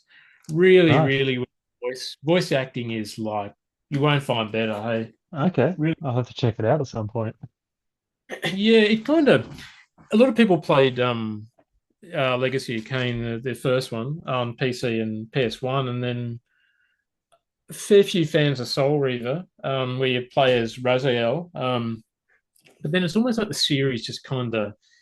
I think the people who were hooked kept buying them, but it was almost like it sort of died in the arse a bit. It was almost like the marketing Mm. maybe failed, or don't know. But it's Okay. just kind of, yeah, I felt like it. People weren't talking about it when they should have been. Right. don't know. That was sort of around well, it was all sort of PS2 era. So I guess maybe it finished around 2006, something like that, maybe 2008. But Okay. definitely due for a full reboot, I think. Well and Yeah, right. truly. Sorry, I just Yeah. put my chair down very abruptly. If I just dropped. Yeah. Yeah.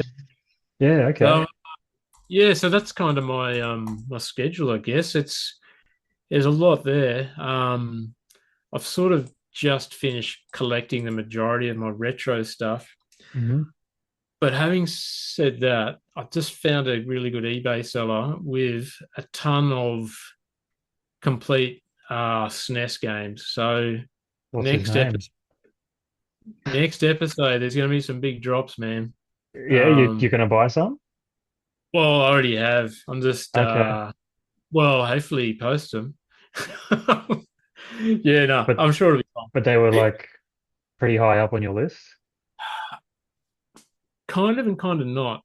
There was one I Okay. was after, and I've already got it, but just the cartridge. So here's the weird thing: everything I've bought from this guy, I already have, but I've only got the cartridge, and I wanted the full experience. Right. Um, a little bit crazy because they're not exactly cheap these games, but I don't know, like But you'll get your no, money back if not more if you ever sell them. yeah, and not to be flippant about it, but while you're in your working life and you got an income coming in, I mean, you just kind of got to do it, right? Like, Yeah. and and most things cost wise, you get over soon enough. But once you got it, right? Like, Hmm. you know, people who wait too long or they wait till retirement or whatever, and then your eyesight and your bloody hand-eye coordination goes out the window. It's like, what's the point? Like, Yeah. if you can afford it, you should do it as soon as you can, I guess. You know? Yeah. 100%. I Yeah. agree. Yeah. I mean, I still like having a physical collection. I've moved a lot more towards flashcards. But I want to buy a house someday, so Yeah. Yeah. yeah. Yeah. But Oh, mate. I'm still keeping all my Super Famicom games. That's the one that I'll never, well, I don't plan to ever sell. Yeah, Yeah. Yeah. No, good move. love them. That's my favorite console, specifically the Japanese like box art and the cartridges. Just Mm. love it. I love it. I love it. Well, Yeah. that's a good segue into the Oh one game. yeah. Yeah, what That's should we nice. talk about, mate? It actually matches my shirt. Yeah, not sure what we're going to be talking about next. So, I thought this is one of the first games I played on Super Nintendo, and I just remembered how quirky and fun it was, and I was probably about 12 or something. Yep. When I first started playing it, and I just remember thinking like how silly it was. Like, you know, when you're a kid and you forget that adults used to be kids and adults just want to have a good time and they have to Yep. be serious all the time. And then, well, these guys weren't. They're just silly, eh? Like, it's just the silliest, rudest game without being too much. It's like right in the pocket of like just if you get the jokes, then you're old enough to know what they're talking about. You know what I mean? Like, it's 100%. Yeah. kids wouldn't quite see it, but as a teenager and as an adult, you're definitely like, it's like not filth, but it's just like cheesy. You just little snippets of cheese. So Yeah. yeah, so I rebought Parodius Pal or Parodius Da, and then that was one of the games I got a like a high score on, and I really enjoyed it. And that was one of the first ones I did a Twin Galaxy submission on. And then, sort of, when I was growing this collection out, I ended up getting apologies for my terrible Japanese because I'm atrocious. This is Gokuju Parodius. Um, some of these games really push the envelope of capability. Like, this is Super Famicom. I think PAL would just like explode if they tried to do it. That 60 hertz Famicom can process it, but I don't think PAL would be able to. I just think it Okay. would just have slow down and just be really bad. As it is, it's still a little bit of slowdown. But brilliant game. And then the last one is Jikyo Oshiberi Parodius. Now this game has, I think, one of those words in Japanese is chatting. So it has constant sound samples all the way through the games. This dude just like animated voice, just I don't even know what he's saying. He just talks the entire time. Hey, Right. um, brilliant game. I Some of the didn't know characters, that. Yeah. some of the characters in this are just ridiculous. There's a guy called Kyotsu, and he's a little paper aeroplane. Sorry, he's a little paper cutout man, and he sort of dances like the cactuar out of Final Fantasy. He does that little cactuar dance. Well, this No. little, well, this little Kotsu guy, he's this little blue stick man. His ship is a paper aeroplane. He drops like little tiny paratrooper Kotsus out of the paper airplane, and his shield is a giant franger, a giant condom. Franger. Yeah, but it's like what a What a treat. shield. I mean, that it is a shield, right? That makes sense. Yeah, yeah. Well, he's protection, I guess. Yeah. Yeah. I've just got So the gameplay up of yeah, so that's Parodius Vic in the Popper. background. We can see Vic at the moment. My favorite guy is the octopus Taco, Oh, as I in like like him too. yeah, which I think Oh, Taco is like Japanese for octopus, I believe. yeah, because Um, takoyaki is the octopus that's right, balls. For little balls. oh, making me Yeah. hungry. Oh, love those balls. Oh, how Um, good are fishy mm, balls in your mouth? I love it. fishy balls. Yeah. Sometimes you go for two, but you can never quite get them. But anyway, what's the stuff they put on those taco balls Oh, that? the flaky pink kind of stuff? Yeah. I What don't is that? know. Actually, I that's a kind good of question. sort of thing I remember, then I forget again. Let me have a look. Um, What yeah, what it's like some sort of flakes? shrimp Uh, paste or something. here we go. What flakes are on top of takoyaki? Yeah, that's what I thought. Shrimp or something. Katsuobushi, also known as Oh, bonito flakes. These are thinly shaved, dried, and smoked pieces of bonito, a type of tuna. Fish flakes. that's right, man. They're Interesting. delicious. Hey, so Yeah, dude. yeah. So the characters, there's so many of them. There's four in Proteus Star. In the other versions, there's like up to like 16 or something. Hey, it's phenomenal the cast, and they've all got unique power ups. So it's not just like 16 shitty clones. They're all quite different. Right. Um, yeah, so these games sort of started off in '88 and then went through to like '97. I think it was the last one on PS1. Brilliant games, but I guess like the sort of strategy in this game, you, it's because it's a mashup of Gradius and Twin B, and there's like cameos of Gomon and even that. You remember Lethal Enforcers, the gun game? Yeah. Yeah, yeah. There's a level in this game with lethal enforcers, and all the target practice in that game, like all the pop-ups with the like the police target on there. Remember that game? Uh, I know the game, but I think I know what you mean. Pop They're up. like the aiming reticles, and you get Yeah. like bullseye and all that. Yeah. So Yeah. there's a level in Parodius where you just blitz through it super fast, and there's all these pathways, and you got to like shoot these little stop go targets to like proceed. Like it's really, really well done. So Okay. the whole series has these other game cameos all the way through it. Hey, so I guess the thing with this game is like when you die, it resets from random points in the game. Like there's like hidden gateways in there, but you start with no speed up. So just like Gradius, right? You can do the whole game perfect. But if you die in the second loop or something, you start with nothing. They're Yeah. all like moving at a million miles an hour.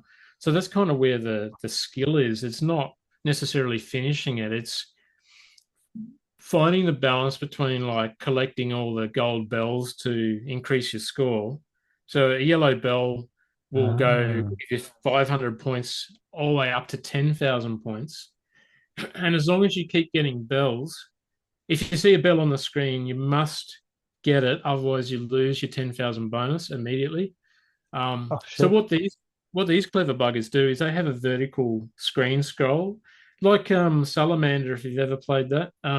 So you can keep pushing up, and the screen keeps rotating up, and it's like a loop. Um, Oh, so okay. what they'll do is they'll put like a yellow bell somewhere, and almost always there'll be an enemy at the exact same time you got to try and get this bell, and you'll have to keep shooting to kill the enemy. And if you shoot the bell, it changes colors. Yeah. So you're trying to just get yellow and pick it up as quick as you can, because if you miss your multiplier, then you go back to 500 points again. Um, so you want to balance trying to get maximize your score with also playing cleverly and getting other bells. So like a blue bell, for example, is like a super bomb. And a super bomb is like a screen clearer. And you can stock up to three, you can have three super bombs. So one is your main power up and then two in reserve. Okay. But if you get a red bell, they're like a vertical screen block. So you throw these vertical blocks out.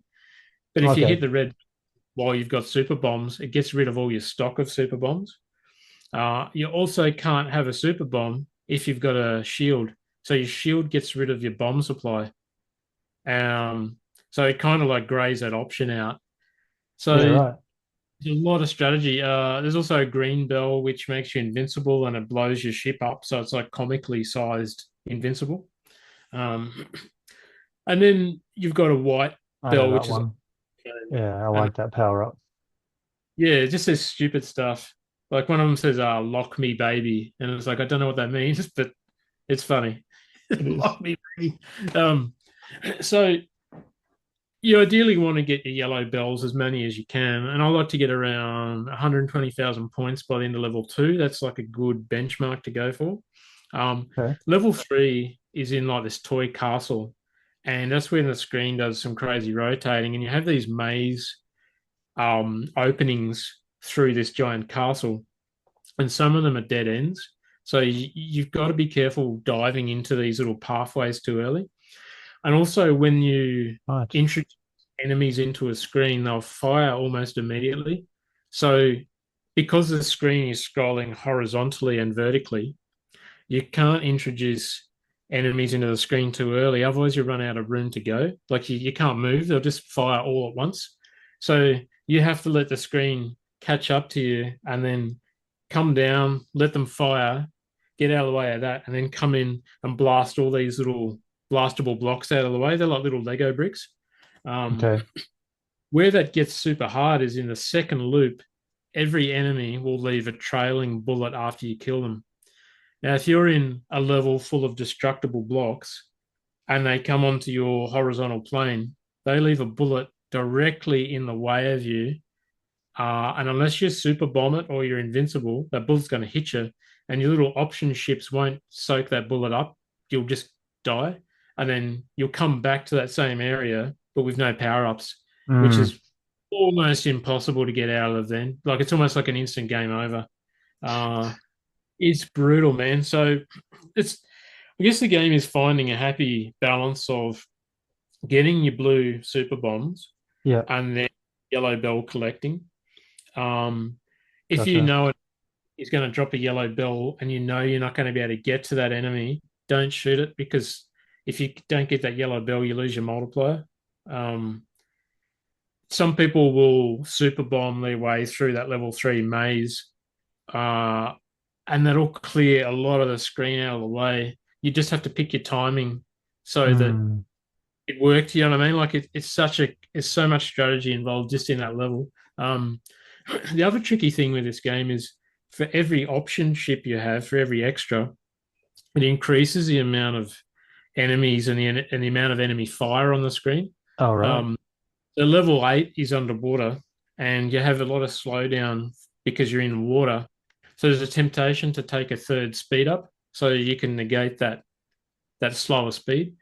The problem is if you've got all your option ships or little mini octopus in this case. You can have up to four of those going. When you get to the boss, there's this giant pufferfish. He'll like fire these bullets that get bigger and bigger and bigger because every time you shoot the pufferfish, he grows, and Mm. he ends up like the size of nearly the whole screen. And there'll be these waves of bullets, and they all change trajectory like that. So you're trying to dodge like say five streams of bullets, and you're stuck up in this corner, and they're all just going like this at you. And they're And kind of then the arcing. pufferfish is getting bigger and bigger and bigger, and there's no room. So the game, because of how challenging it becomes when you've got more option ships, you really got to be careful to be cautious about overpowering your ship up, because it can make the game really really difficult, and you'll also get a lot more slowdown, which doesn't make it harder, but you've just got to think cleverly about where you're going to be because it's another game where if you're in the top left, they'll shoot towards you all the time. So Yeah. you got to bait that fire. Um, so what I try to do if I can remember is I deliberately power down in level 8. So the second last selectable option is a exclamation and question mark. It's a little icon with those two things. And when you hit it, it drops you right back to nothing. So what you want to do is have a couple of power ups on the screen, hit that de-leveling Mm. button, then quickly get your speed back up and get your bombs back up. And then if you're the octopus, I want to get my ripple shot immediately, and then maybe one more option ship. Um, then Yep. get to that late boss, right? The temptation though in that level is they saturate that entire level with heaps and heaps of enemies. So there's like these waves of fish that swim right across the level, and there's like points galore. There's bells everywhere. But then the Right. screen will the screen will pull you down into this tunnel, and you can't get some of the bells. Or if you try and get the bells, the bullets are coming across. It's such a cheeky game like that. So I want to D-level for the level 8 boss, and then immediately level 9 you're in like a crypt graveyard level. You want to get Okay. your power back as quick as you can because the boss there's a sub boss just before the actual boss, and it's all these umbrellas that dance around the screen, and Okay. they form like this pattern, and they'll sort of march along, and then go along, and then there'll be more and more getting introduced.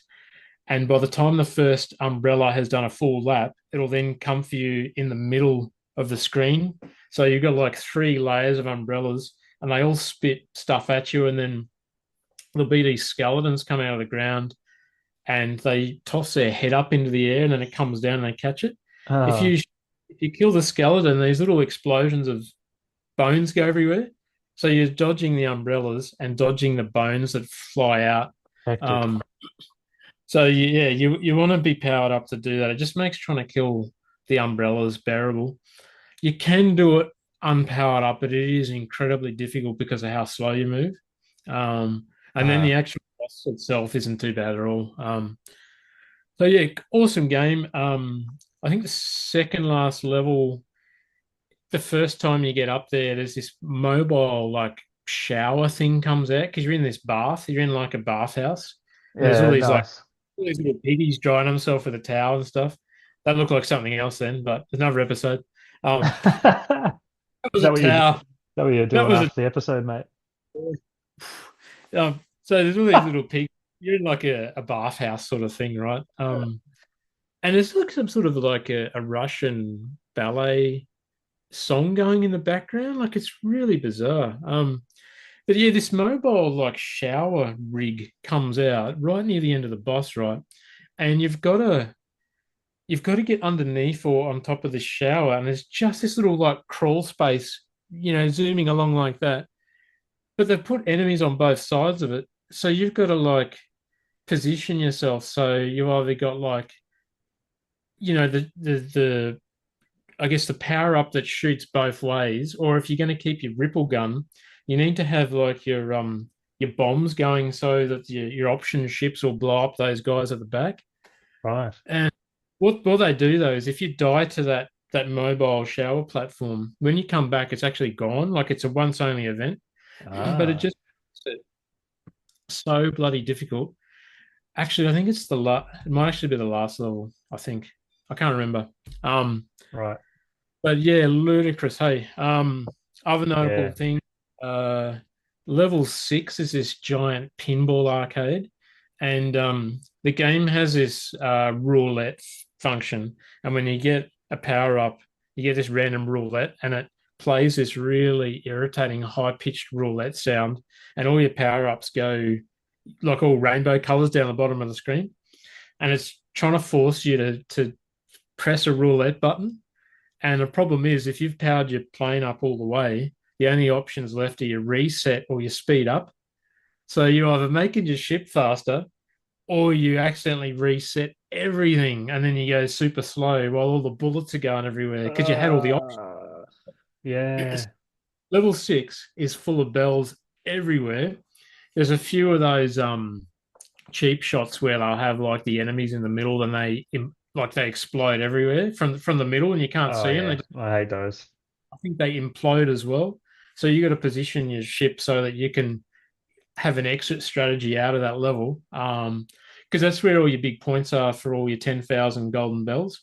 So there might be Oh, like 20 bells in that level. So you might get like 200K on a perfect run, fuck. or you get hit by something and lose a lot, and then you got to restart a fast level with no speed up. So Jeez. it's really tough game, hey, to do well. And then such irony with like the last boss of the entire game being an absolute cakewalk. He doesn't actually even attack you. Um, he's Oh just right. being tied. He's just being tied to these points at the top and bottom of the screen. You just shoot the points and then he dies. It's like that's it. That's just Yeah, how silly the game is, hey. yeah, man. I love it. So It's yeah, I played it Parodius and whenever I was in Japan, anytime I saw it in the arcades, it's because it's like such an approachable shoot 'em up, and I know I'd have yeah, fun and yeah, have like a yeah. decent run on it. I would play that and yeah, played it on the Super Nintendo. So did you play it on the arcade or? Yeah, yeah, I did. I So played it. Yeah, in arcade has Japan. sexy Parodius. It's called. Yeah, how good's that? Yeah. Sexy. It's tough too. Hey, so nearly every iteration of Parodius has a like a dancer, like a cabaret dancer, and invariably you've got to like fly in between her legs. Um, Oh yeah, yeah, and the other versions of Parodius have her in it too, and yeah, it's quite interesting. I think this one you've got to fly in between her legs, and then you've got to zoom up to the top where her hands are like walking along this giant platform thing. yeah. It's man, yeah. It's wild So stuff. Hey, yeah, so I would sort of I'm getting to the second loop and can't quite finish the third level. So there's so much more game I haven't gotten to yet. But in terms of points, I ended up with like 1.2 million, I think. And that was a yeah, really good run because I had one a point whole two three nine yeah, looks I had a like. whole heap of bells on that run, and yeah, I got to the end of level. I got sort of toward the end of level 3 and lost like all my lives. I just couldn't recover from where it killed me off. Like I was like, oh man, it's like just like Gradius like that. Like it's brutally difficult. Yeah, Uh, yeah. yeah. So Gradius is brutal. Like yeah, losing all your power ups that always bugs me. But yeah, it is the game, you know. I had Gradius 3 on my would like to nail it list. Uh, there he is there. Um, Oh, beauty. Someday. Super Famicom. Yeah, yeah, yeah. Yeah, I've got a Uh, copy of that too. It's nice. did you know, and this Not might be box quite, though. did you know about the hidden bits, the hidden levels in here? No. So there's like breakable textures, breakable walls in this, What? like in certain levels. Yeah, so it like leads into other areas. That's awesome. Yeah, yeah. So I had no knowledge of that. And then I did some random wiki reading and I was like, hang on a minute. So, yeah, this is another one I can finish, but to get somewhere decent on Twin Galaxies, I've got to at least get into that second loop. But Okay. yeah. Yeah. Very nice. Yeah, I'll have to watch your gameplay of Parodius on Twin Galaxies. You've got the world record for the PAL points mode by, just a cool more than 1 million points ahead of anyone else. I think Well, I they mean, haven't pushed it too far though. yeah. So that score of whatever the next one down is, 200 or something. Yeah, 228. Yeah, that's kind of like level four or something. You know what I mean? Like it's like that's where I guess going back to that Dunning Kruger, you can't sort of validate being good at something if the score that was the best is really a Yeah, third of the way through the first loop. You know what I mean? yeah. That's right. So It's not really comparable. yeah, so I mean, maybe there's 2 million points or more in a double loop. I don't know. I'm sure There someone's you go. done it. Yeah. So Yeah, I there'd only, I definitely only be just some got, Japanese guys yeah. who've And they smashed probably it don't out. think anything of it. It was like, like Yeah, I'm not gonna, why would I submit that? That's just me going to work in the morning. yeah, Double loop exactly. and parodic. Exactly. Yep. Yeah, what did you Yeah. say I you've went, got, sorry? yeah, so I only just got the SFC version of it. So Hmm. there is no track. There's no track in Twin Galaxies for it yet. So there's an opening right there. Yeah, nice. I saw the Gokuju one you've done, Yeah. 1.4 mil. So that's a bloody awesome game. Hey, and then the Osherberry, I think this is Osherberry. I'm struggling because I can't read it, but I think it is. Um Yep. the chatting Parodius. I was going to do a run on that, but there's actually a lot more strategy in it because there's these hidden fairies in the game. You got to shoot them to unlock fairies. And there's Oh, 70 fairies worth 10,000 points each. So 700k just waiting to be found. So I wow. was sort of like, ideally I'd want to learn where most of those are. Um, but you can bet your bottom dollar that they're going to be hard to get to. Like you risk dying trying to get 10,000 points every time. Yeah, true. 70 different ones. Wow. Yeah, and it's pretty cool. I mean, these games are pretty big. Actually, I think it's this one. I think this is Osherberry. Yeah, it's 24 meg, which is really pushing the friendship of SNES capability. Pushing. Um, because there's a lot of saved data on that CMOS battery. Um, like all the it remembers how many fairies you've found, so you can like reset the data and then try and find the fairies again. Uh, and when you Right. find them, it unlocks extra stuff in the game, so it's pretty cool. Oh, it actually Like, saving all that in there. There's a save battery. yeah, Oh, and I and don't know. does it save your high scores as well? I think so. I'm almost certain it does. I think it Okay. would, and it's got data on each of your ships. So it's got like your best run on each of the ships. So there's like all these record pages. There's like 5 or 6 record pages of data just being held in there. Hey, and That's so that's cool. pretty unique for Super Nintendo. Like I don't know too many other games that did that. So yeah, No, it's a heck I of a don't series. can't think of them either. Yeah, awesome. Yeah, Jiki or Oshuberry Parodius is the Super Famicom. That one looks like it was like exclusive, but Parodius Da and Gokuju Parodius came out on arcade first, so they're ports on the Super Yeah, yeah, Famicom, it looks like. yep, Yeah, cool. Wow, it actually got its own standalone, the one with the fairies, so that's yeah, cool. yeah. And it's just unfortunate that these games were never westernized. Like I don't really understand the decision making behind that. Like It's it weird. reminds me exactly of um the Gomon series. Oh yeah.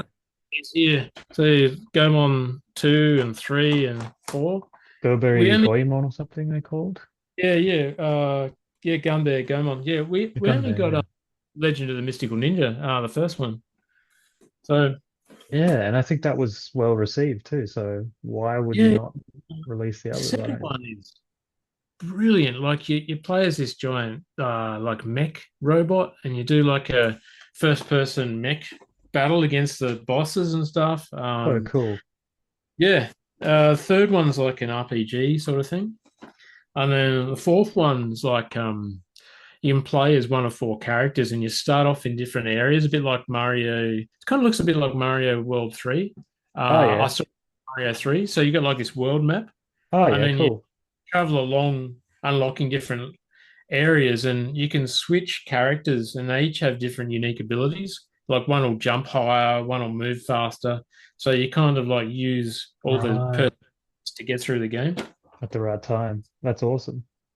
Awesome, man. Yeah. Heck yeah. Nice. Mate, I don't know about you, but I'm hungry and this was great though. This has been really fun. And I think generally the episodes won't go for as long because we're planning on doing them more often Yeah. and we won't have to, you know, do such a big catch up and introduction every time. So yeah, I don't know. Did you have fun? I hope you enjoyed it. It was Yeah, yeah. good Oh, mate. chat. Yeah, yeah. Yeah. Perfect combination. Having a chat and talking about gaming. It's like, Yeah. What more do you want, eh? And we have like a broad range of genres that we like, which is really good to talk about and might like open up both of our eyes to some stuff we haven't thought about before or our yeah, I mean, audience. I haven't, other than like literally one game, I've never played Tony Hawk. Like that's how diverse our gaming, you know what I mean? Like, Yeah, like we've all sort of experienced some of the other person's yeah. games. Yeah, you've never played Tony Hawk, right? No, I just I'm not a big sports gamer and Yeah, skateboarding okay. kind of like I know it's not a sport, but well, like it isn't, but Yeah. it's kind of like yeah, it doesn't have the escapism of Yeah, I get you you. typically like to do. Yeah, Yeah. Yeah, I understand. Yeah. Yeah, I don't know, just I played it before I started skating and I really thought skateboarding was cool. And then I got into skateboarding and loved it even more. So yeah, yeah. So and the way it is, it's actually just like a basically it's an arcade style game with combos, like how you yeah, get the scores and stuff. It's yes, I love it. But yeah, well, I think that's all, folks. I'm gonna try to get down to one up before the end of the month, put up some scores and learn some stuff from giggling. You're going kind of every week, yeah? yeah, yeah. Try my best. Yeah, yeah, Yeah. And you're yeah. gonna attempt platinum on Lies of P. That's what your goal is. Yeah. I'm going to give it a red hot crack. Yeah, Nice. it's a minimum two playthroughs, possibly three. Yeah, wow.